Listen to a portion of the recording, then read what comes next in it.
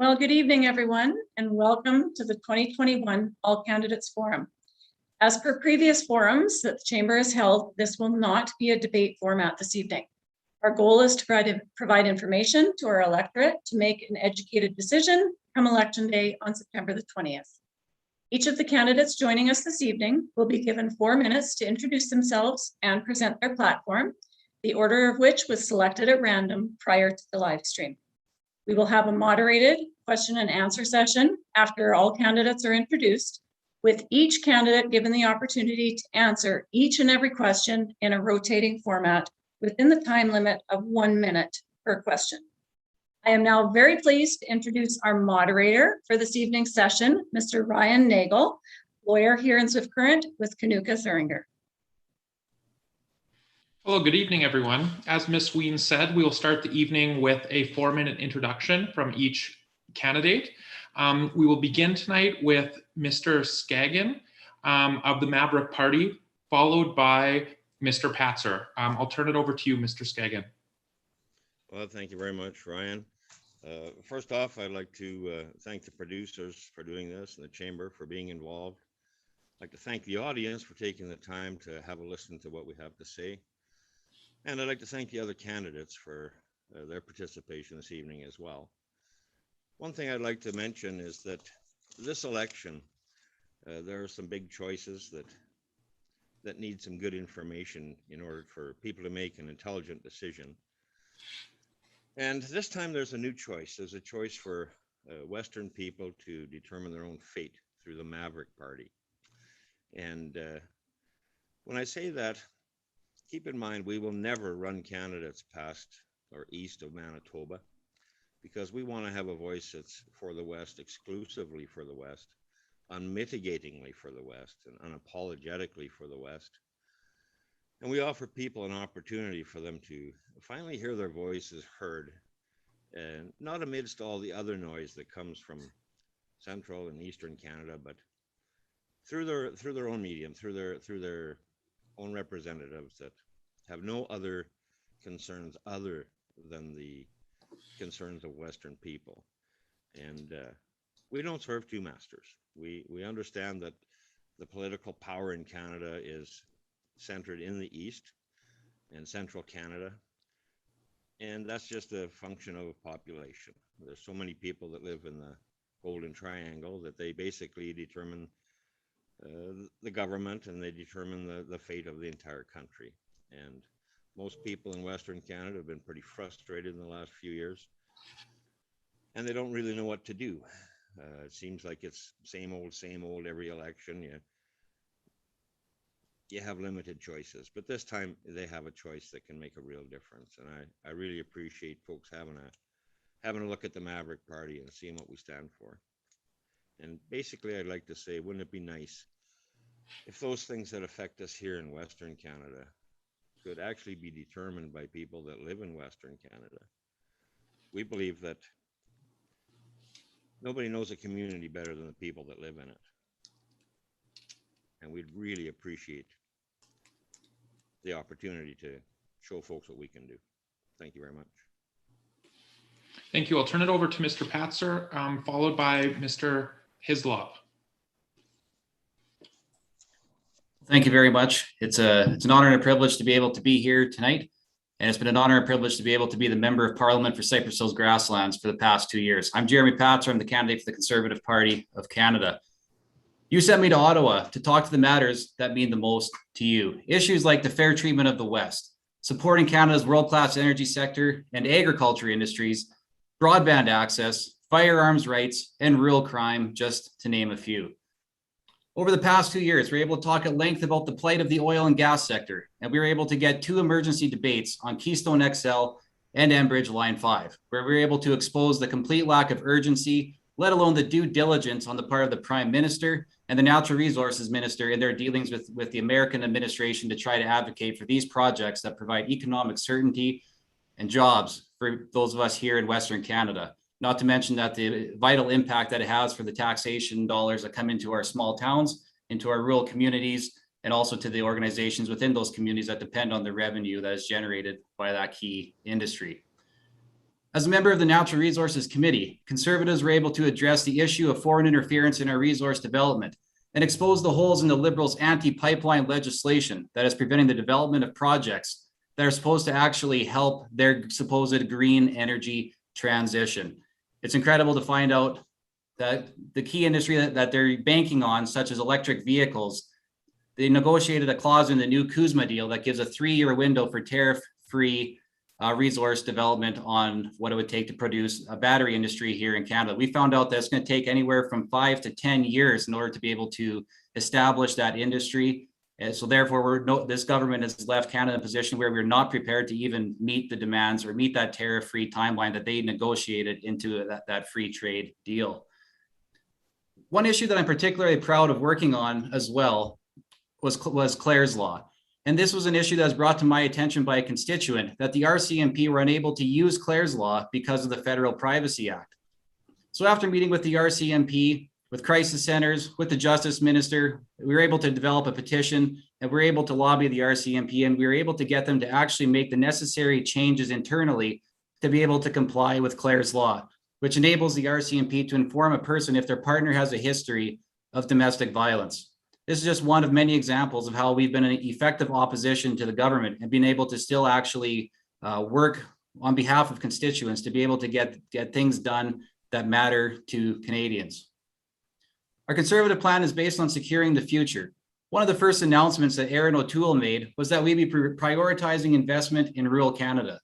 Projects like the Lake Diefenbaker Irrigation Project, also securing quality broadband access for rural Canada by 2025 and more. We have seen over the last year and a half just how important that broadband access is for people in rural community as we transition to learning at home or to working at home, and the gaps that existed in broadband access were just too big for a lot of people to be able to overcome. So our party has prioritized that as one of the necessary aspects as we look to recover out of the pandemic. In Cypress Hills Grasslands, we are home to some of the where they're actually, this riding has the most small towns of any riding in the country.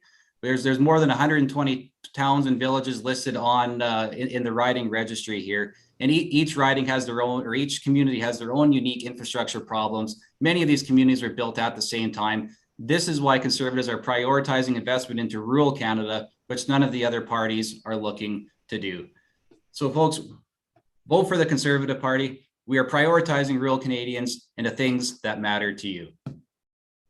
Thank you. I'll turn it over to Mr. Hislop, followed by Ms. Lewins. Oh, and thanks for everybody for tuning in. My fellow patriots, my name is Charles Hislop, your People's Party of Canada candidate. I am running for the people in this riding that embrace our freedom and respect our Constitution, for the people who want to see real and authentic change that our Parliament needs, and for the people who want a representative who will be by their side and serving them through this difficult time of division and loss of our rights. I am here as the only major party that is standing up for all of our constitutional rights, saying no to the outrageously useless carbon tax, and is entirely committed to regaining sovereignty from the UN. The People's Party want to take a more holistic approach to the environment and start holding the largest polluting nations more responsible. I've worked in the petroleum industry as my main source of income since I was 18. I know what it's like living check to check, like many of the constituents who are tuning in tonight. I am a proud father of 3 beautiful children, and I'm happy to say I have another one on the way with my lovely wife, Bianca. I want to say I truly love this great country. It's part of the reason why I'm running in this election. The other reason is my children. I think to myself, what is this nation going to have for them in the future? Right now, it's going to be more than a huge debt bill, with all the major parties racking it up even more. Even the Conservatives are going to be waiting 10 years to stop increasing our debt. With the PPC and myself, we will cancel the carbon tax, saving all of us money on fuel and heating costs. Not to mention, it will make everything we buy as a consumer cheaper. It also cost us $127 million last year to get our carbon tax refund. I'm also the only representative with a logical, workable plan to get us through the current financial crisis. I believe in our Constitution completely. And as such, we're the only party saying no to mandatory vaccines and their passports. We all have the right to choose what we do and put in our bodies. With countries like Britain and the United States starting to do heavy reviews on the vaccine, and some are even stopping their younger population from getting it for fear of health concerns. I am very worried about why Canada is not taking a deeper look into the states on the matter. The People's Party will also use our Constitution to get pipelines and national infrastructure projects built that will create more jobs and employment. We're the only party that is going to repeal the most recent gun ban on over 1,500 guns for reasons that have nothing to do with the action or use of the rifle. It also does not hinder any criminal actions using firearms. I am extremely grateful, though, that you've all tuned in tonight and you're all here to listen to all the parties. I'm glad that they've all joined us, and I'm really happy that everybody's here to enjoy and participate in our democracy. I'm Charles Hislop, your People's Party representative for freedom. Thank you very much. Thank I'll turn you. it over to you, Ms. Lewins, followed by Mr. McPhee.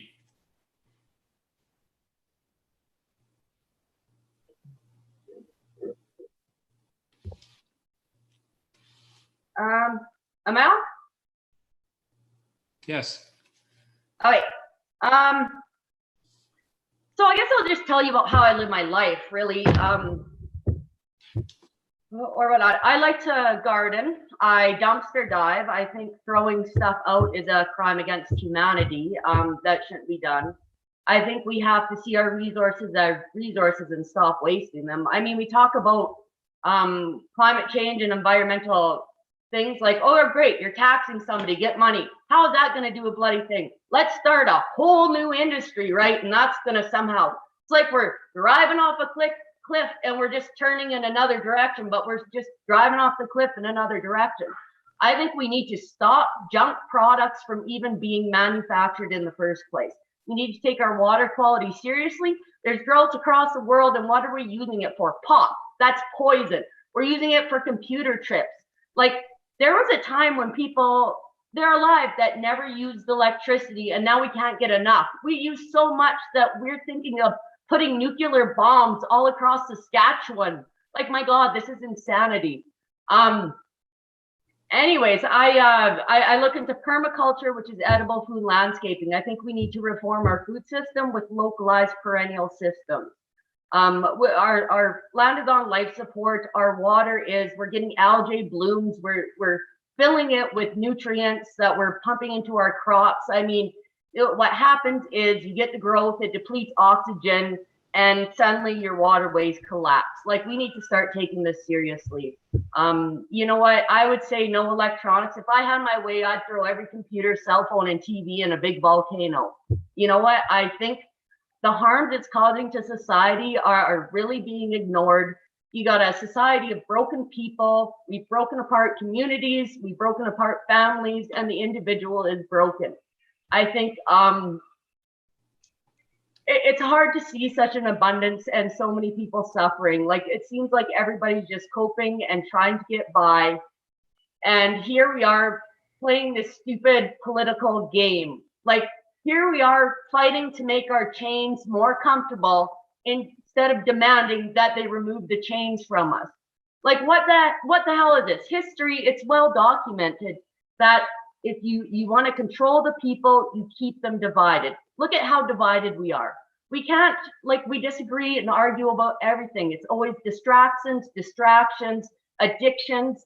They keep us in their mind, these advertising, it's manipulation, and people are suffering. People are not well.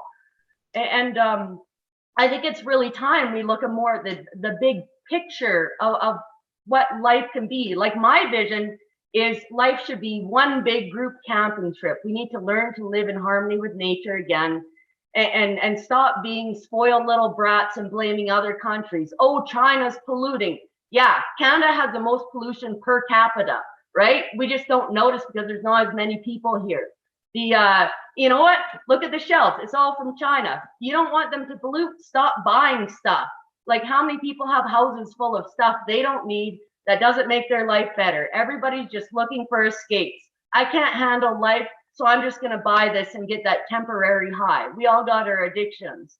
I mean, it's you know, there's a saying in Buddhism, create a place you don't need to escape from. Why aren't we creating a place we don't need to escape from? Why do we keep going along with this bullshit system? Like, fuck the Queen, really? Like, why are we living with this British Constitution? These guys built this country on genocide. Thank you. That's time, Ms. Lewins. I'll turn it over to Mr. McPhee.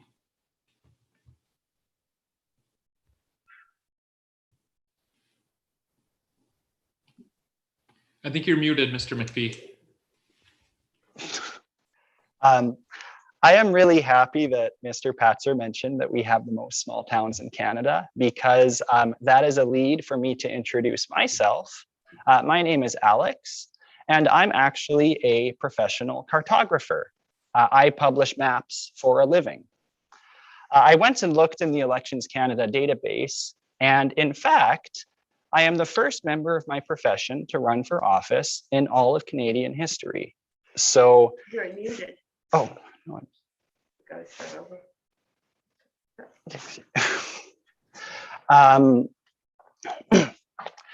So I make my practice in Val Marie, where I also fill in at the Village General Store, and I'm in charge of conducting tours of our Heritage Green Elevator and various other functions that seem to keep getting added onto my life because I'm eager to jump into things. That's also basically how I ended up here in front of all you guys. And I got my start in politics actually as an election data analyst. I do a lot of professional work mapping election results and working on strategy for different campaigns throughout Canada. So that can actually be a bad background for a politician to have, because it means that I know too much. But I'm really excited to get to now because I have my theoretical background, I'm really excited to do some work in the applied side of politics here with our campaign in the Southwest. So this year, the NDP platform actually has a really cool local connection, because the city of Swift Current is the home of Canadian Medicare. Before it was a national program, and before it was a provincial program, the people of Swift Current and the Southwest region actually voted in a municipal plebiscite in 1946 to establish something called Health Region Number 1. It was the first form of socialized healthcare in North America. So so it was similar to what we have today, except it actually went a bit further. What people in the Southwest voted for back then included dental coverage and prescription coverage. But when the political establishment ended up making Medicare a nationwide program, those two things were too hard to include, so they got left out. Now, the NDP has basically run on this for the last 70 years because this idea has been on the table for 70 years. But this year, we would really like to see dental insurance and prescription drug coverage put back into national Medicare. And our plan to pay for it is going to be a wealth tax on the billionaires who have even used the pandemic as an opportunity to enrich themselves. So we're going to put a higher tax on the net worth of billionaires in this country. We're going to introduce new super luxury taxes. So if anyone listening here has a private jet or an ocean-going yacht, I'm sorry, we are going to put some more taxes on it. And we're also going to put a windfall tax on companies that took public COVID support money and used it to enrich their board members. We are going to investigate them, call them out, and claw it back. Thank you. Thank you, Mr. McPhee. As Ms. Ween stated, we'll now move to a question and answer. And these questions were submitted by the constituents here to the chamber. So each candidate will have 1 minute to answer in rotating order. So we'll start with the first question, and the first to answer will be Mr. Hislop. Canadian parents have struggled to find affordable, high quality, early learning and childcare spaces. How will you support the expansion and affordability of such spaces in Saskatchewan? We, the People's Party of Canada, believes that that is the pure province's jurisdiction. And we would lower, one of the main things that we would do is be lowering our taxes. So most of the people who are in that situation would be making under $100,000 a year, and we would be lowering their income tax down to 15%. And we would be raising up the minimum non-taxable amount to $15,000. And that would create more money in their pockets to help them to be able to afford those things. We would also be cutting the carbon tax, which would also make life more affordable for all Canadians. Thank you. Ms. Lewins? Well, I think we need to look at the history of schools and these job things. Schools were designed to break apart the family and create good slaves. So I would love to see parents parenting their children instead of dropping them off at a center and going about their slavery and then coming back in the evening stressed out. I really do believe a lot of jobs shouldn't need to exist, and they don't need to exist. And our job should be planting trees, restoring our wetland, creating perennial food. So we need to prepare. Climate change, we act like it's a small thing. It's huge. You can't just do something once it happens. You got to kind of prepare. And I think we're getting distracted by all these things that don't matter. I think kids need parents. They're lost right now. Thank you, Ms. Lewins. Mr. Skagin? Thanks, Knight. In response to this, I would have to say that the Maverick Party, in our platform and in our fundamentals, we support families, and we will always support choices for families. One of the things that we would like to see is encouraging people that are forced to go to work and then forced to find daycare. Perhaps we could support families even directly, direct payments to people that are raising their children rather than direct payments to someone else who is raising their children. And I think that would free up a whole lot of spaces that are currently being used by people that have to use them. They have no choice. And again, we would always speak for families, on behalf of families, and encourage people that are having families. It's the backbone of the nation. And I believe that it's something that needs to be. Okay, thank you, Mr. Skagin. That's time. We'll move to Mr. Patzer. Yeah, it was the Conservatives who first implemented the Canada Child Benefit Program, which actually put money right directly into the hands of parents, so they would have supports that they need to be able to pay for things like daycare, diapers, or formula. Under our plan is to also to continue to enable parents to be able to, again, have more money at their disposal so that they can pay for those direct costs without it having to be through a federally regulated or a federally run daycare center as a Liberals plan currently dictates. So that way, if you have a nanny, or let's say maybe it's grandma that wants to look after your kids, you're still going to have that benefit. You're still going to be able to pay for that person, and the government will still be able to support you through that, not force you to have to take only the government's daycare approach. Thank you. And Mr. McPhee. So something to point out about the impact of the COVID pandemic is that it has been disproportionately gendered. It has been particularly harsh on women who disproportionately are left to care for children, especially when they're at home through various emergency measures. So in Canada right now, 100,000 women are still out of work who are working at the beginning of the pandemic because of the extra stress that has been put on them in domestic life. So the NDP is going to address this by committing to $10 a day universal childcare. Thank you. We'll move on to our second question, and we'll start with Mr. Patzer. There's rising concern about the cost and accessibility of post-secondary education. What initiatives do you have to encourage individuals to pursue post-secondary training, and how will you assist with the affordability of same? Well, yeah, one of the issues, again, I talked about in my opening remarks and talked about, and I've always talked about it again, is getting affordable broadband access to all Canadians, because there's a lot of people that are choosing to do their learning from home.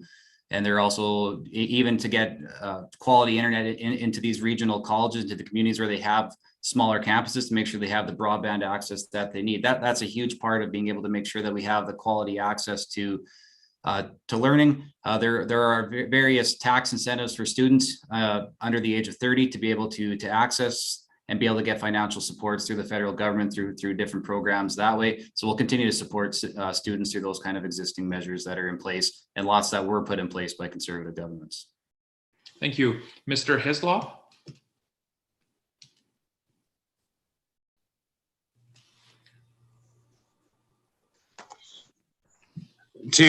This was about making the higher education cheaper and encouraging people to intake more universities. And I think we also have to promote that the trades sector, and we got to start promoting both the universities and the trades, and start getting in the high schools and talking to the kids and giving them all the options so they can properly make their choice. And then, of course, well, we just need to educate and give them all the options that they can get. Thank you. Mr. McPhee? Yeah, so as you might be able to guess from looking at me, I didn't graduate too long ago myself. So the cost of tuition has really increased in recent years above Canadian wages. Compared to what people are actually earning when they start their careers, it is now much more difficult to cover one's own tuition. And this is an issue for the future of this region, because if people are stuck with giant debt loads, they're going to be less able to move back here after graduating and start their careers here, because they're going to be chasing whatever is necessary to pay that back. So again, the NDP is hoping that by caring for people better, we can better promote the health of our communities. Our plan for student debt is, first of all, freezing interest on it, so the federal government stops making profit off of it, and we're going to forgive $20,000 in student debt. Thank you. Ms. Lewins? I think we need to focus on what people actually need to learn, and I think we need to learn how to survive, learn these skills to live with nature. I think we get addicted to our own intelligence sometimes, and just because you can do something, should we? Like, look now, we go to schools, and now there's people doing space tourism, trashing this planet and trying to escape. Like, I think we need to really focus on what we need to do to prepare for the changing climate and the damage we've done to this planet. That should be our focus. So if we do education, it should be on how to properly manage the land, how to can hides, how to make clothing out of natural resources, how to build shelters, how to live minimally. Because I think there's a study called biophilia. It's a healing power of nature, and I think we need that healing right now. Thank you. And Mr. Skagin?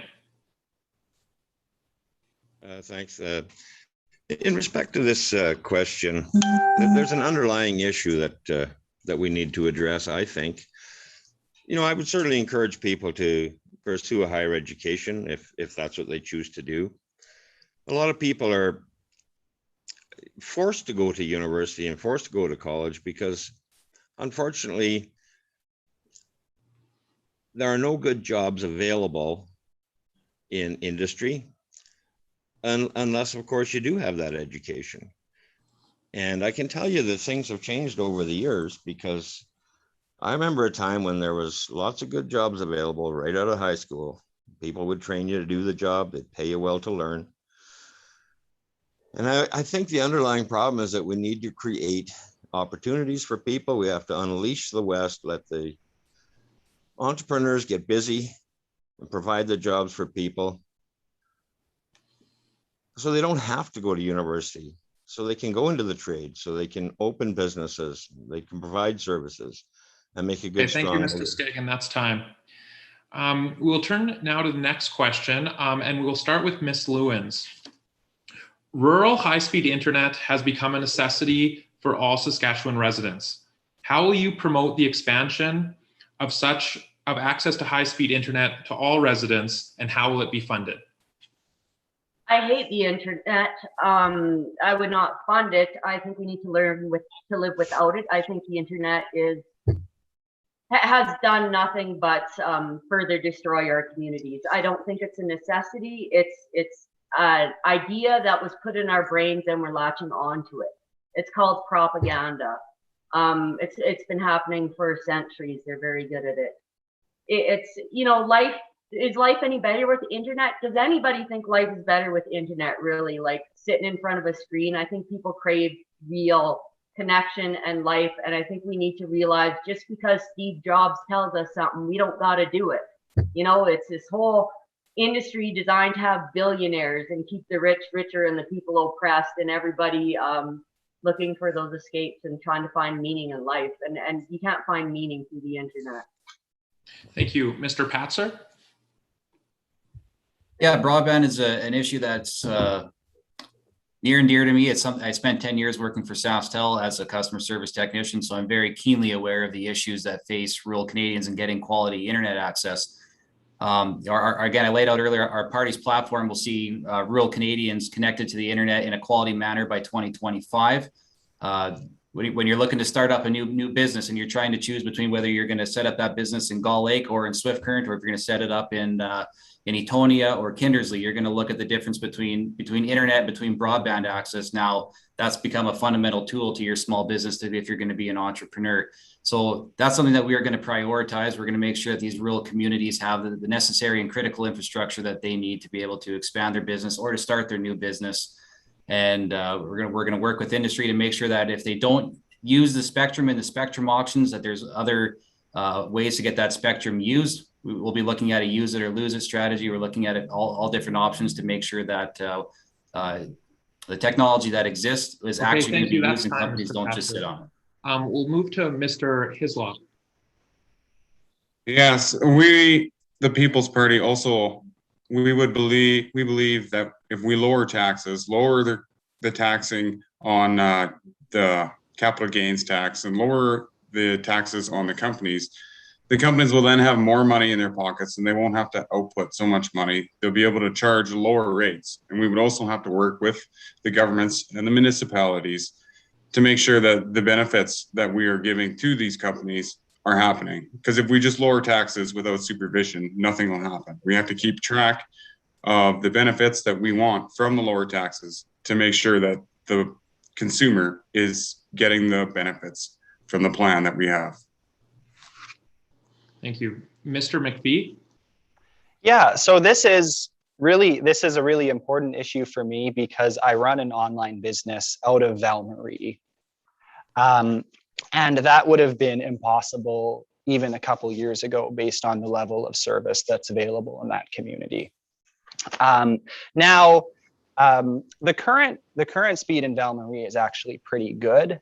That's because of SaskTel. If you like SaskTel, thank the NDP, we invented it.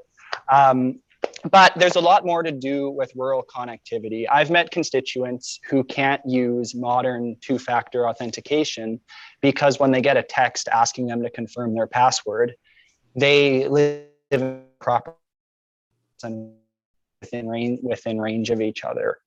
So there's more work that needs to be done with rural connectivity.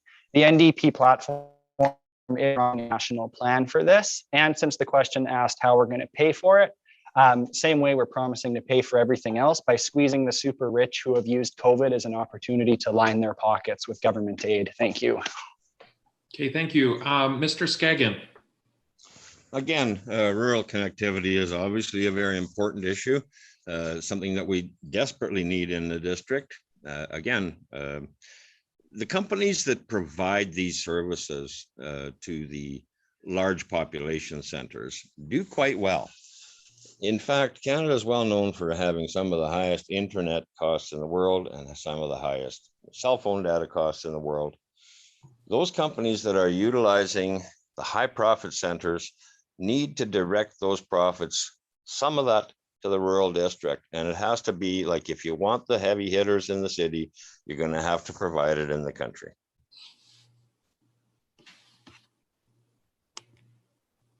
Thank you.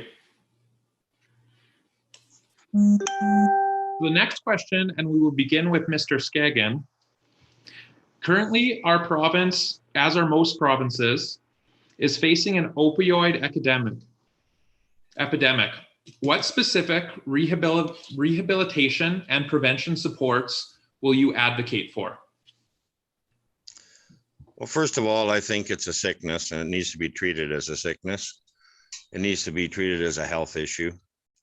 And second to that, there's the underlying problem. Like a lot of folks that get involved in the drug scene, if you like, are folks that are just given up on life, and they view their future as being so distraught that they just decide, to heck with it, I won't even try, I'll just turn to drugs.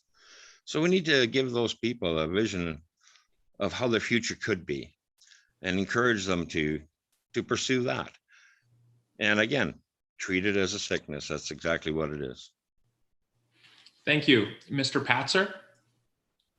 Yeah, we're going to invest $325 million over the next 3 years to create 1,000 residential drug treatment beds and build an additional 50 recovery community centers across the country. That's one of the fundamental concerns that we have heard over the last number of years, is the lack of access to quality facilities. We're also prioritizing mental health. We know a lot of people that are struggling with the opioids crisis, also struggle from mental health issues as well. That's part of our reason why we're increasing health transfers by 6% every year, and making sure that the provinces are using part of that money to also, again, to expand access to mental health. And we're making sure that we have a dedicated line for that. We also are going to implement a dedicated 3-digit phone line for people, for a suicide prevention line, and all those things together will work to help reduce the opioid crisis, but also the mental health crisis in this country. Thank you. Mr. Hislop? One of the reasons that we've had this big jump in the opioid crisis is because of the lockdowns and the restrictions that have been put on by COVID. Since the COVID restrictions have come in, overdoses have doubled, suicide has doubled. We've stopped that, and we would continue to work with the party or the provincial governments and try to work with them to help them deal with this health crisis, because it is a sickness.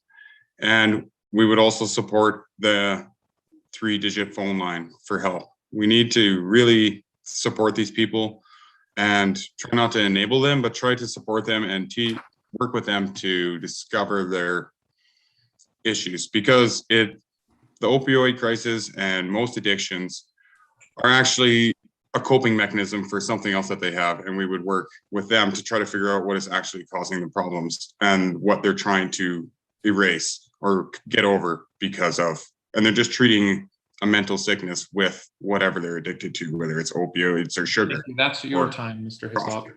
Ms. Lewins? I think one thing that contributes to addiction is we live in a society that's very judgmental and very bullying. What people need to do, the best thing you can do to help somebody with an addiction is not be such a judgmental asshole. We got to be nice to people. And yeah, they do need hope and a vision. We live in a very broken society, and I would like to eliminate money. We don't need money. Communities used to exist without money. They didn't have money, but they had community and they cared about each other. And we need to learn how to care about each other again. Because I think we need a lot of healing in society. And once we learn to do that, a lot of these problems are just going to take care of themselves. Once we learn to heal, you get grounded and you look at life differently. And I think we all have to realize the importance of not judging others and just accepting where everybody is on their journey. And I think that would go a long ways to help. And Mr. McPhee. Yeah, opioids kill 17 Canadians a day. So this is a killer in our communities that's almost comparable to COVID. The NDP has pledged to declare a public health emergency as soon as we're in office, because that's what this is. It's an emergency affecting our most vulnerable. Personally, something that disturbs me is a double standard that we hold on users of supervised consumption sites.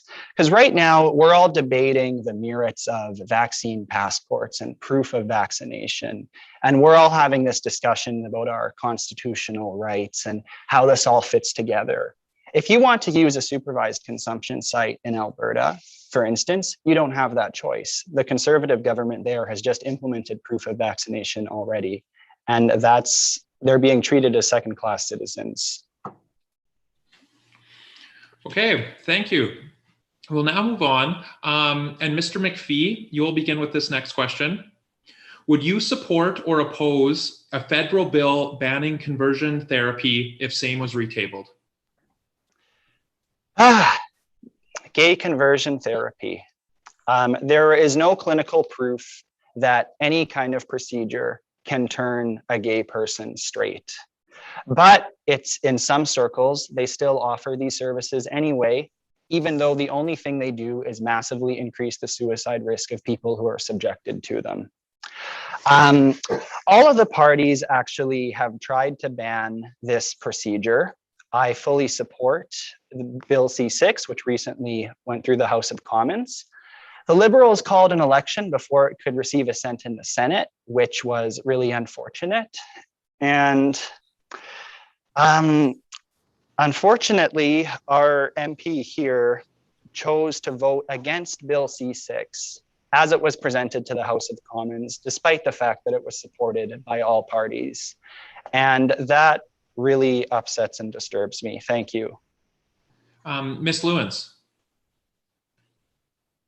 Again, I think we have to realize how much bullying and our attitudes affect things.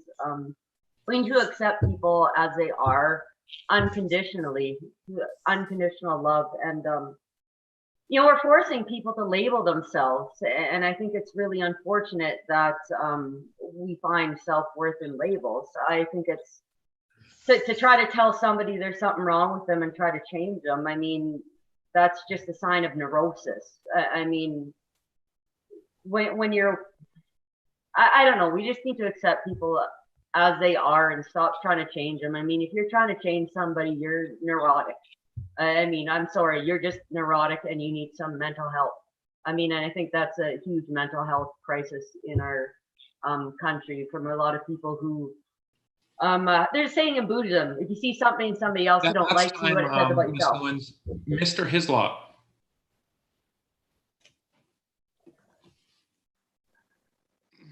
I believe that we should not be trying to convince people to change who they are. We should embrace who they are. We shouldn't be convincing them to change their bodies or change who they are. We should be supporting that. And if there's a therapy that somebody wants to do, or they want to do any kind of conversion therapy, that we should wait and help that person up until adulthood when they're mature enough and they can make the decision for themselves. We should just have a neutral support system that isn't going to persuade them either way, but help them work through the problems that is going on in their mind and accept who they are, or figure out who they are if they don't know. Thank you. Mr. Patzer. Yeah, thank you. Yeah, so the Conservative Party will also move to ban conversion therapy. If this exact same bill was tabled in the House of Commons again, I would still oppose it, because the bill as it was written, there is no medical institution in the world that uses the definition that the Liberals came up with. It's our job as parliamentarians to look at bills and look at them through the practical sense as they are written. There were clarifications that they tried to put onto the Justice Department website. The simple amendments that we were asking for was to include those clarifications on the website into the bill so that the bill provided absolute certainty and clarity. If the Liberals would have done that, I would have voted in favor of the bill, but they refused. They didn't do it. And so as the bill stands, I can't vote for it. Mr. Skagin. I would not support that bill as it currently sits either. I agree with Mr. Patzer in that regard. Having the Liberals decide what is or isn't conversion therapy doesn't sit well with me. I have nothing against the gay community. These folks are in our community and they're a part of our community. But the idea that, you know, we have to just go along with everything the Liberals say or somehow anti-gay is just not true. Thank you. So we'll move on to the next question, and we will begin with Mr. Hislop. What initiatives do you have to provide immediate and ongoing support to Saskatchewan farmers and ranchers?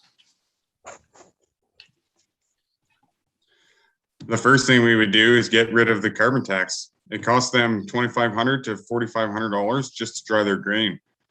It would drop fuel prices by 20 cents. We would lower capital gains tax down to 0.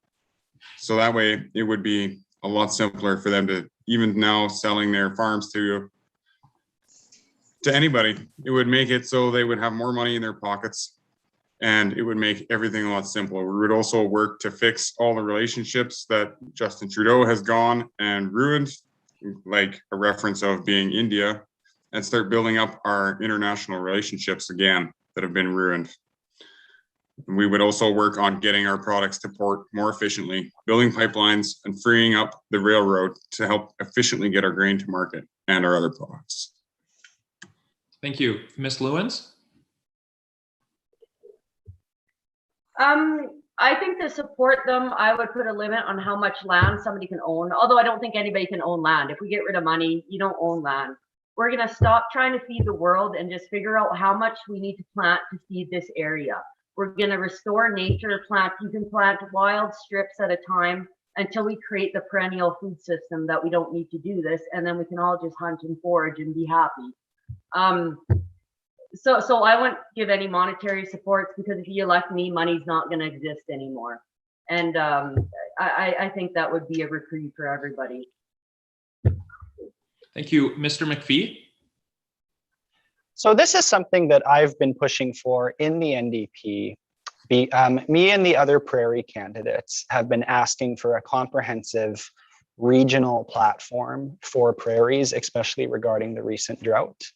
Yesterday, the party released a Northern Ontario platform, so we are optimistic that the NDP does deal with regional concerns. What I've heard from constituents particularly is that the cost of transportation in this drought is excessive. Small producers are having a really difficult time competing for limited freight to ship feed from the east, because what the province is producing this year is not sufficient.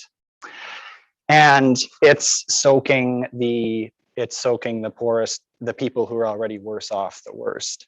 So I would be interested in pushing the two big railways in this country to pitch That's in. fine, And Mr. McPhee. thank you. Mr. Skagin? Thank you. The Mavericks have a plan. The Mavericks would like to see the railroad doubled across Canada. It's ridiculous that the railroad still has a single line system after 100 and some years. It takes hours and hours and hours to go anywhere on the railroad because there's two-way traffic that's on one track. So we'd like to double that up so we can get our products to market. We'd like to expand our markets. We'd also like to see income averaging. The nature of farming is that you have good years and bad. We'd like to spread the good years over the bad years and see some income splitting again. So farmers can share their profits in a good year with their spouse. Okay, thank you. Mr. Patzer? Yeah, so it was Conservative Private Member Bill C-208 from Larry McGuire that addressed the issue of that it was previously harder to sell your farm to a family member. We addressed that with the Conservative Private Members Bill, so that way it's easier to sell your farm to a family member. One of the easiest ways to alleviate the backlogs on the rail lines is actually going to be to build more pipelines as well. There's a lot of oil being transported on the rail lines. If we can get more pipelines built to get our oil to Tidewater, that's going to free up rail, so we can ship more grain out to port that way to help free up some of the backlogs. We're also going to make sure that we work with the provinces when it comes to environmental policy, to make sure that the provinces have more control over that. So that way it's not an Ottawa knows best approach to how we deal with the environment, as that we all know that that's having a major impact on our farmers as well. Thank you. So for this next question, I'll turn it back over to Mr. Patzer. What specific COVID-19 prevention measures will you support or oppose going forward?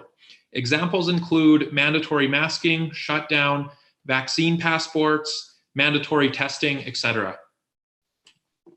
So our party does not support mandating vaccines or mandating vaccine passports.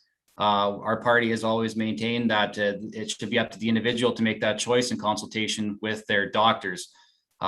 We're trying to avoid mandating anything because we don't want to see, again, a heavy-handed Ottawa knows best approach. The provinces are the ones who are responsible for healthcare, but when it comes to federal jurisdiction, we will not mandate vaccines. We will not mandate vaccine passports. We will ensure that people have access to rapid testing, to at-home testing kits, so that way they can get the security and peace of mind that they need to be able to proceed in a manner that they want. And we'll also be respecting provincial jurisdiction in this area as well. Ms. Lewins? No, I would not mandate vaccines or passports. I think we got to realize disease happens because conditions are unhealthy. We should be talking about how to make conditions healthier. We have a very sick population. Look at our shelves. There's just junk food and crap. Look at how unhealthy we are. People are sitting in offices and that they sit in front of screens. Like, how do we talk about getting people healthy? How do we talk about maybe depopulating the city so we don't pack everybody into a single space? And here we are, we have a pandemic and people can't wait to go traveling and pack thousands of people into stadiums to entertain themselves. We have a climate emergency here and we're worried about entertaining ourselves and traveling. Like, I don't know. I think we deserve COVID. Just saying. Mr. Skagin? Thanks again. The Maverick Party advocates for freedom, and we believe that we don't support mandates for vaccines. We don't support any sort of a vaccine passport. We believe it's an infringement on the individual. We have confidence that the people of Canada and people of the West are intelligent and can make intelligent decisions regarding their own health with their physicians. If you choose to get the vaccine, fine. If you choose not to, that's fine too. We expect people to behave responsibly. If you're sick, stay at home. But by no means should the federal government ever impose what you are going to put in your body in any circumstances. Mr. McPhee? Sure. So I'm not willing to lie to this crowd, so I'll have to stick out from everyone else. The NDP supports the right of the provinces to implement proof of vaccination measures as are required to get through the pandemic. Because we've already seen that we're not actually willing to solve this pandemic by giving out the necessary aid required to get people out of unsafe situations. Our most hard up workers are the ones who they don't have any opportunity to get time off. The vaccines work. They are currently our best way at dealing with this public health emergency. And we already have proof of vaccinations required for international travel. That stuff has been the law for decades and decades. I don't think that. Last time, Mr. McPhee. Mr. Hislop? We definitely wouldn't support any mandating of vaccines. We already know that we have a 99.7% survival rate. We would have invested all of our finances in protecting the elderly and protecting the immune compromised. And we got to stop these lockdowns and stop restricting the freedom of movement within the population, because that is how we naturally build up our immune system.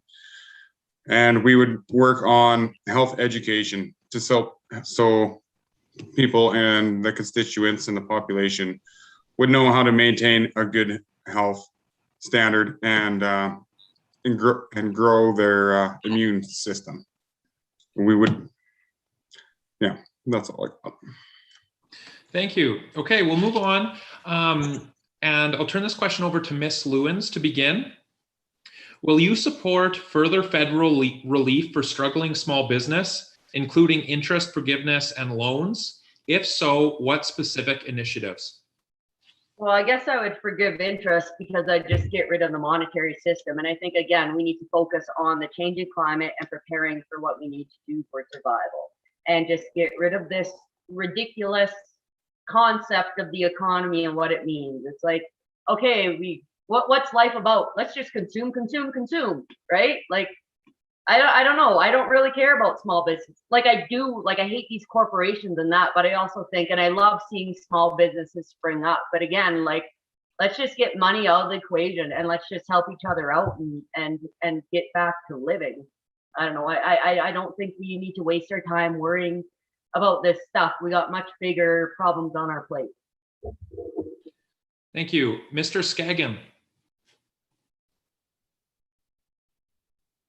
You're muted, Mr. Skaggan. I apologize, sorry. Supports for small business. Look, we think that the biggest thing you can do for a small business is just unleash them. Get rid of some of the requirements that they have and some of the reportings that they have and some of the restrictions that they have and the permits that they have. Let entrepreneurs get busy. That's what will bring us out of this recovery, is entrepreneurs getting busy, getting down and doing the job. We can't afford a whole bunch more lockdowns. There's too many small businesses and medium-sized businesses took too big a hit. So let's just get this economy moving again and let's free up the people that'll bring it back. Thank you. Mr. Patzer. Yeah, there was over 1 million jobs lost during the pandemic, and our plan is to recover those 1 million jobs when we form government. And our Canada Recovery Plan is going to work to, we got some supports designed to help support businesses to be able to hire people, to incentivize people to get back to work. We have things such as helping to pay at least 25% of the salary for new hires for the first 6 months as they get back after the Canada Emergency Wage Subsidy expires. To those who have been unemployed long-term, our plan will cover up to 50% of the salary for those who have been unemployed for 6 months or longer. The big thing here, again, is it's working with businesses to help them be able to find the labor force that they need. I've been talking to businesses for the last year. They're looking to hire people. Nobody's applying. Nobody wants to work because the government's paying them to stay home. We need to make sure that we have the incentives there for people to get back to work, to want to get back to work, and again, continue to work with and support small businesses in red tape reduction and making sure that government gets out of the way so that businesses can thrive once again. Thank you. Mr. Hislop. We would stop the CERB payments because there's people making more money on CERB than they would have if they were working. They don't have an incentive to go and get a job. And we would stop the lockdowns so that way the business would be able to start opening up and working. Part of the problem is they've been locked down and there's no business. People aren't going out anymore. So we got to promote that it's safe to go out now. It's safe to go out, invest, and spend your money. We would also lower taxes on the businesses so they would be more profitable and it would be able to pay more wages, and we would lower we would simplify the tax system as well. So everything would be simpler, and it would be simpler for the businesses to do their taxes and less costly for a business to do their taxes with a much simpler tax system. Okay, thank you. And Mr. McPhee. Sure. Most of my income comes through a Saskatchewan sole proprietorship. So small business is pretty important to me. I actually pushed to put our Swift Current campaign office here downtown because I really support core revitalization in both in my political and my private life. The NDP is going to keep up wage and rent subsidies for small businesses. helped in part by our pledge to claw back the misuse of COVID benefits by larger corporations. And something we're promising that's really going to help the bottom line of the place that I fill in at, the Val Marie General Store. We're actually putting a 1% cap on credit card company fees, because if you run a retail business, that little POS is one of your biggest losses. Thank you. So for this next question, we'll begin with Mr. Skagin. What is your plan to attract new international business and to expand international trade relationships? Again, we have to have that high-speed internet in these communities. We have to invest in the rural districts of this country that we live in. We need to create an environment where business knows what the rules are going to be for years to come. The problem we've had in the past is people looking at long-term projects, 10 years, 9 years, 5 years, are very hesitant to invest in Canada because the rules can change on them. Their permits can be denied, they can have things pulled on them. It's just a really bad circumstance for international investors. And we need to reassure them that we are open for business and we intend to toe the line as far as intervention is concerned from government. And I think that's one of the best things we can possibly do to attract business to our communities. Thank you. Mr. McPhee. So lately, I think the NDP has been talking about ending colonialism, and that's a big word, but to me, that's not just a social justice thing. There is an economic component of re-examining our historical legacy and looking at our history as a colony. And part of that is actually our lack of economic self-sufficiency, because Canada was built to be part of the British Empire. Our country was designed to send unrefined commodities overseas at cut rates to please our foreign masters. And so when we talk about examining Canada's history and re-examining some of the decisions that were made by our early leaders, that's actually one of them. I think that's the path forward to better international relations for us. Thank you. Mr. Hislop. We first need to realize that Canada is an exporting company, or an exporting country. And we got to embrace that. And we have to start using the Constitution to start building these interprovincial projects and start getting our product to market. We can't keep raising our taxes on them. Companies are fleeing Canada right now because they have such a high tax rate that it doesn't pay to invest here anymore. So we would have to lower the tax rate so it's appealing for companies to come to Canada and invest here. And we have to guarantee that they will be able to build those projects. Thank you. Mr. Patzer. Yeah, right now in Canada, there's a lot of regulatory uncertainty that is driving investment in our country out. People are choosing to pack up and leave Canada. And when you see things like the NDP's plan to tax the ultra rich or these big corporations, all that they're doing is taking people who are employing people and driving them out of Canada. So another aspect that we're going to focus on is recognizing foreign credentials and making sure that we can ensure that people who are skilled in their profession, that they'll be able to actually get into that same profession here in Canada and work with our internationally to make sure we can recognize those credentials there. Trade relationships are extremely important. We're a commodity driven country, particularly out west here. So we'll make sure that we are working for better access to trade markets and our trade deals. We'll gain market share. We'll stop being an embarrassment on the world stage. We're going to make Canada a country that is strong on the international stage once again and be respected around the world. Thank you. Ms. Lewins? I would like to shut our borders to this trade relations. I mean, we just have a pandemic. Like, global travel spreads disease, global trade spreads disease. And it didn't just start with COVID, it's Spanish flu, smallpox, the Varroa virus and bees. Like, it's how we get invasive species. It's whatever. And I think it's, again, creating a place we don't need to escape from. I would like to see globalization end. We don't need to be trading. I don't think this earth was created so nobody could survive unless we trade with somebody across the continent, right? It's insane. We have a global emergency. The planet's burning. You don't tax your way out of this. You stop producing junk, you stop trading, and you learn to live in your environment and use your resources. And if you don't, you die. And that's the way it should be. Thank you, Ms. Lewins.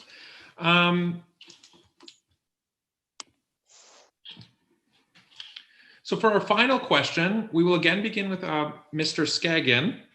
Aside from your party's platform, what unique experiences, education, or background do you have that qualifies you to be elected? Well, that's a good question. I'm happy to answer it. You can tell I'm not a spring chicken, so I've got some experiences under my belt. I've been involved in a number of businesses over the years. I've had a car dealership. I've worked for a lobby group at one time. My last job before my retirement, I was a senior vice president for an oil company. So I worked overseas quite a bit, saw how the rest of the world runs. And I have a good general knowledge. And that is something that I think I can bring to bear. I think that my experiences in life, raising a family, having businesses, building my own houses, building and producing all my life. And I think that the Maverick Party is an excellent vehicle for people to participate in this election, send messages to Ottawa loud and clear that the West is. Okay, thank you, Mr. Skagin. That's time. Mr. Patzer. Yeah, I've always worked with my hands. I've always done jobs like working for SaskTel, being a customer service technician, where you're always working in people's homes, where you're working for the betterment of a quality of service for people. I spent a lot of years working in construction as well. I grew up on a family farm. And if there's one thing that is key to this riding, it's that agricultural background. I've also, prior to being elected, I was involved with the party for many years prior to that. So always working from the grassroots, from the ground up is extremely important, making sure that we have the proper representation and making sure that you're building those relationships and connecting with people where they're at. That's a fundamental core of what it takes to be a member of parliament. And I look forward to the opportunity to be able to be your member of parliament once again on September 20th, full Conservative. Thank you. Mr. Hislop. One of the things, I've traveled the world, traveled the world, and I'm got close ties to the immigration and the standard of that and how that process works. So my wife is an immigrant, or in the process of, and I've been a hard worker. I've been working with my hands, working in the oil field, been working in the farms. Started working when I was 14, got all through high school. And I've been at rock bottom before in my life, and I've worked myself back up again. And that's exactly what Canada needs to do right now, because we're down and out, and we need to have somebody that knows what it takes to pick yourself back up again, because Canada is a great country, and we can be spectacular again. Thank you. Please vote for the PPC. Ms. Lewins? Sorry, I didn't quite hear the question, but I'll just guess. So I work construction. I grew up on a farm. I've worked assembly line jobs, a lot of labor. I went to university, but it didn't really jive with me. I'm a laborer. I work construction. I'm a journeyman plumber, gas fitter. I'm in the field. When I was struggling, I got a newspaper route, substitute newspaper. I picked bottles in the ditch. A lot of people pee in bottles, so I'd end up for the day smelling like urine and beer. That was fun. But you do what you got to do, right? I took a series of low-paying jobs just to do something, and it sucks when you're working 12 kilometers a day just to make $40, but sometimes you got to do what you got to do. I'm a very passionate, driven person. I'm highly intelligent and creative. I research all sorts of subjects. I read avidly. I've struggled. Anyways, thanks. Thank you, Ms. Lewins. Mr. McPhee. Yeah, mostly, I guess, I mean, I come to you in humility. On some level, I think the more someone wants to be in Parliament, the less they ought to be there. But with half of our candidates here being involved with the oil patch, I'd actually like to say that I've been through it as well. I'm trained as a geophysicist in oil and gas exploration, but I have not been able to find a job in that field because exploration is always the first thing that gets cut. So I know what it's like to be hard up in a resource downturn. But as a young rural business owner, I'm committed to seeing out the next 50 years here in rural Saskatchewan. And that commitment and what I'm able to do for my community is what I hope to bring forwards with my political career. So as it is, thank you. Thank you. And as we have a bit more time, I have to go ahead for a couple more questions. We'll start with Mr. Hislop. What specific minority targeted initiatives do you support or plan to support? We believe that we need to start accepting that everybody is equal. We need to stop making laws that are segregated laws that are only targeted towards specific groups, because they divide us more than they unite us. And we need to start accepting everybody as they are. We need to stop trying to change who they are, and we need to really work towards educating people on the similarities between all of the Canadians, because we're all people and we all deserve to have our rights and to be who we are. Thank you. Ms. Lewins? I agree with Charles there that we like to segregate each other, and we've all had our harms and generational trauma. And I think it's time.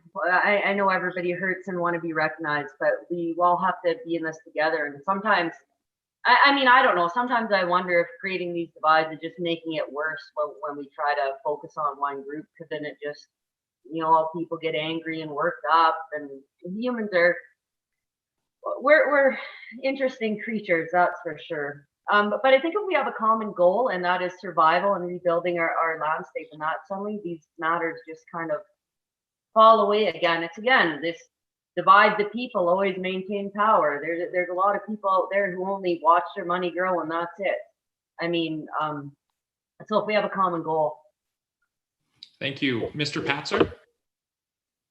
Yeah, as a parliamentarian, I've been able to work to support and promote the cause of the Uyghur Muslims in China and the persecution that they're facing from the Chinese Communist Party.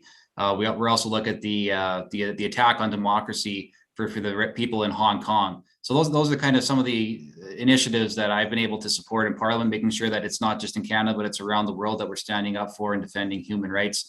As I alluded to earlier, with recognizing foreign credentials, supporting immigrants as they're coming into Canada, I think that's an extremely important step that we could take to make sure that people can when they get to Canada, they can get started off on the right foot. Thank you. Mr. McPhee? Minority targeted, this was such a broad question. At first I was wondering if you were talking about minority parliaments. But I've learned I have something in common with Mr. Hislop today. My partner is actually also an immigrant waiting currently on a very delayed form from the federal government.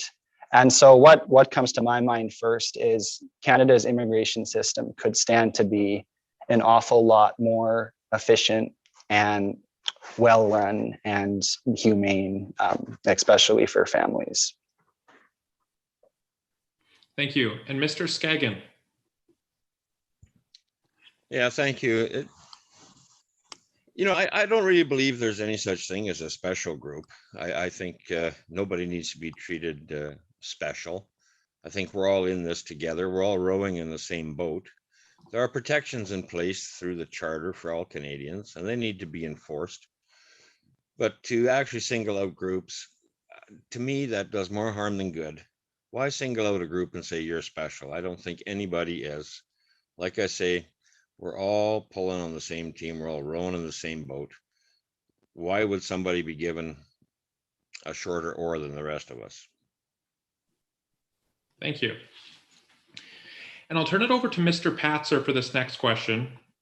Do you acknowledge climate change, the existence of climate change, and what initiatives would you support to target same or address same?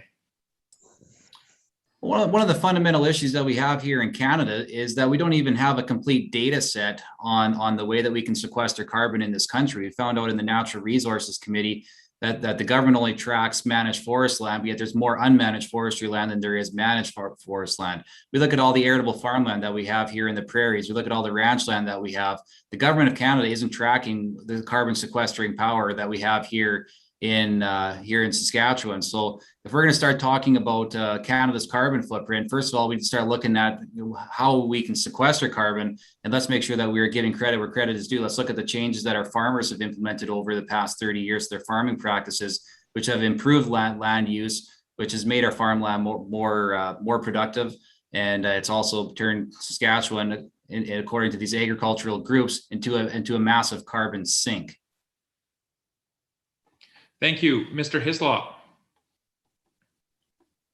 We believe you have to look at it holistically. And I was concerned about this, and I've actually worked it out, kind of what Jeremy was just talking about. And I figured out how many acres of forestry we have and how much carbon we put into the atmosphere and the average carbon that goes into the atmosphere from forest fires.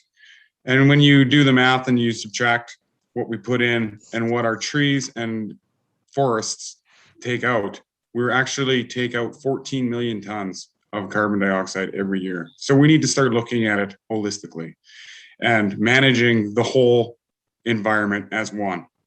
And that's not even including the farmland. And we have to invest too in the technologies like the coal capture plant and how the farmers were injecting their exhaust into their crops when they were seeding. Mr. Hislop. I'll turn it over to you, Ms. Lewins.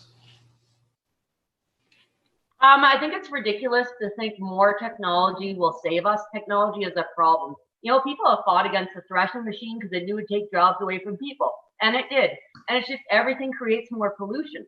I believe climate change is happening. I want to ban the import of electronics. I want to ban the import of any junk product. Look at any store shelves. 80% of what's on the shelves should not even exist in the first place. Like, we got to get serious about this. It's not just these little, in 2030, we're going to maybe think about doing something. You talk about the land still there. I'd like to think I'm not smarter than nature, and nature was created the way it was for a reason. There's a certain bounce and ebb and flow, and we've completely destroyed that. If you got a pie and you eat every piece, eventually the pie is going to be gone. And we got to think about that with the planet. Thank you, Mr. McPhee. Sure. I'll give a straight answer to the first part of the question. Yes, I believe in human-caused climate change. Unfortunately, that kind of comes with the geology degree. But the Southwest is a truly valuable piece of Canada's environmental efforts because per acre, restored native prairie actually does sequester more carbon than the same area of boreal forest. So if we want to have a carbon market that actually works for people, it does need to put a price on that. I think that's a completely reasonable point. We are also Canada's sunniest electoral district. This is it. We have the highest solar potential of any riding in the country. So all of these are going to be future industries in my lifetime, and that's going to be good for this riding. Thank you. Mr. Skagin. Yeah, thank you. As far as I'm concerned, Canada, it plays a small part in the carbon problem that the world's facing, but Canada can play a big role in the solution. You have to understand that there's more wood being burned today, more dung being burned, more coal being burned than ever before in history. The world is hungry for energy. They would like clean energy, and we have it in abundance in Western Canada, but we can't get it to the markets we need to. And we can't get it to the markets where they need it.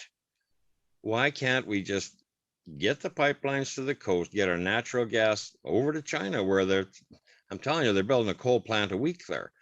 Get it over there so they can burn our good, clean, natural gas and be a solution for the world. I think we can be. Thank you. As we're almost out of time, I will provide each candidate with 1 minute to provide any closing statements or closing remarks they wish before turning it back over to Ms. Weens.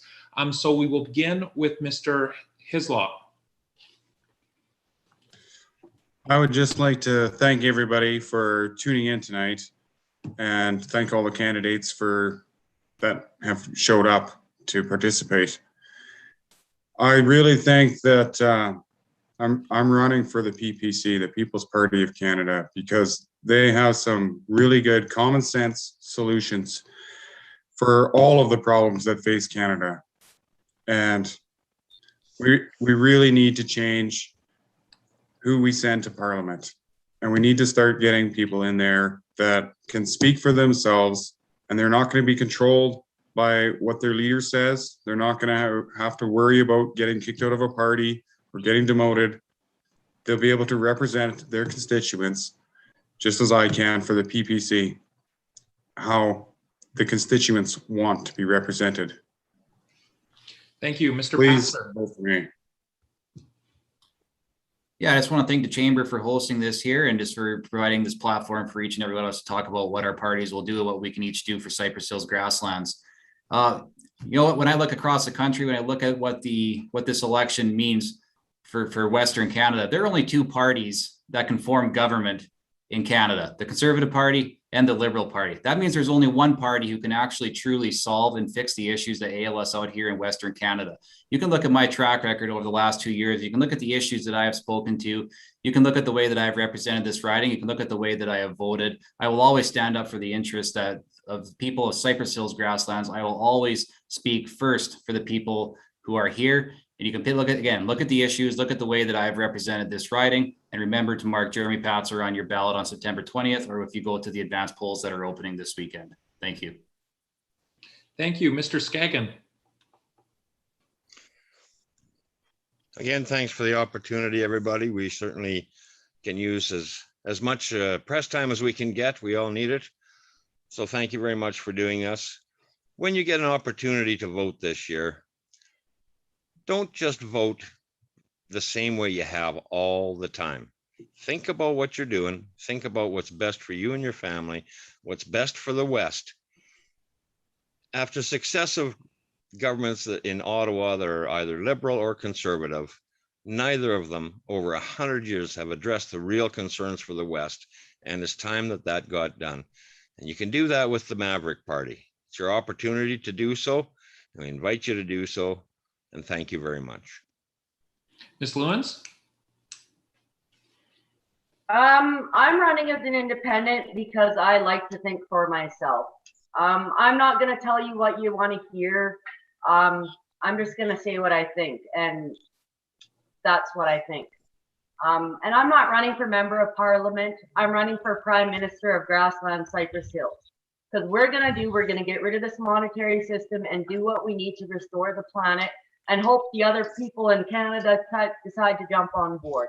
I'm not doing anything that the Queen tells me to do. I don't care about these laws that were created by some neurotic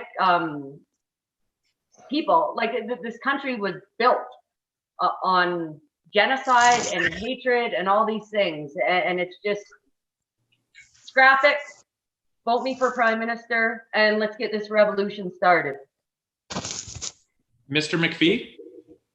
Yeah, so whenever I'm given the opportunity to say something extra, I always just like to talk up our volunteers because I'm a first-time candidate. This all would not have been happening without all of the awesome people who have been involved with our campaign. We actually have more volunteers out here than in most of the ridings of Saskatchewan, including the urban ones. So out of all the NDPers in the 14 ridings in Saskatchewan, I was actually the very first to get all my signatures in order.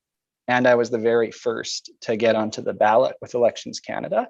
And that's all because of the awesome people here who have given their evenings and weekends to help out with a cause that we think is really important. So that's been the best part of the campaign so far. There are more NDPers out here than you guys might think. Thank you so much for having me and everyone else. All right, thank you very much. I'd like to thank all the candidates for participating today and also thank all those that submitted questions. And of course, the Chamber for allowing me the opportunity to participate as well. And I'll turn it back over to Ms. Weens.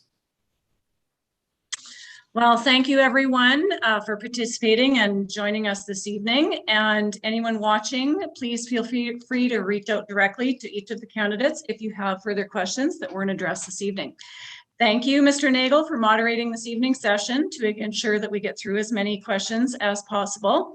Thank you also to the City of Swift Current, and in particular, Mike Boutillier, for providing tech support and our streaming platform for this evening's forum. To our local media partners, thank you as well for sharing information with the residents of the City of Swift Current and Southwest Saskatchewan. September 20th is Election Day, folks. Advance polls do open this weekend, so make sure to get out and vote, and enjoy your evening, everyone. Thanks for joining us. Thank you.